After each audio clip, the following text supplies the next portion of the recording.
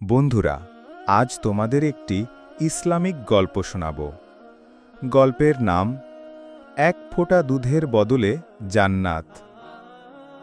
একবারের ঘটনা, এক গরিব মহিলা তার ছোট্ট ছেলেকে নিয়ে রাস্তায় যাচ্ছিল। পথিমধ্যে তাদের খুব ক্ষুধা পেয়েছিল। তখন মহিলা এক দরজায় গিয়ে বলল, আসসালামু আলাইকুম, আমরা খুব ক্ষুধার্ত, কিছু খাবার পেলে দয়া করে দিন। গৃহস্বামী খুব ধনী ছিলেন, কিন্তু কঠিন স্বভাবের। তিনি বিরক্ত হয়ে বললেন, আমাদের কাছে কিছু নেই, যাও, অন্য কোথাও যাও।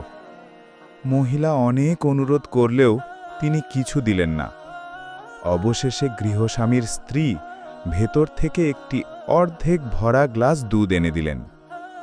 মহিলা দুধটা ছেলেকে খাইয়ে নিজেও একটু খেলেন, তারপর চলে গেলেন।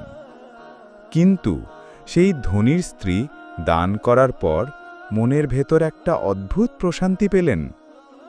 কয়েক বছর পর সেই মহিলার ছেলেটি বড় হয়ে একজন বিখ্যাত ডাক্তার হল।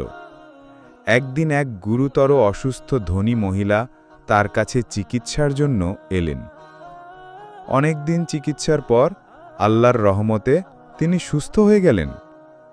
যখন হাসপাতালের বিল হিসাব করা হলো, দেখা গেল অনেক বেশি টাকা।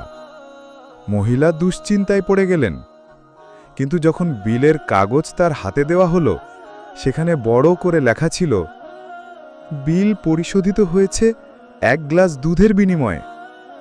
মহিলা কাঁদতে লাগলেন, কারণ তিনি বুঝলেন ছোটবেলায় যে শিশুকে অর্ধেক গ্লাস দুধ খাইয়েছিলেন, আজ সেই শিশু ডাক্তার হয়ে তার জীবন বাঁচিয়ে দিল। দান করার পর মহিলার মনের যে প্রশান্তি, সেটাতে নিশ্চয়ই তার মনের সৎ প্রকৃতিই প্রকাশ পায়। শিক্ষা: ছোট্ট একটি সৎকর্ম কখনো বৃথা যায় না। আল্লাহর কাছে প্রতিটি দান, প্রতিটি ভালো কাজের মূল্য আছে। আজ যে সামান্য দয়া করি, তা কালকে আমাদের জন্য জান্নাতের দরজা খুলে দিতে পারে।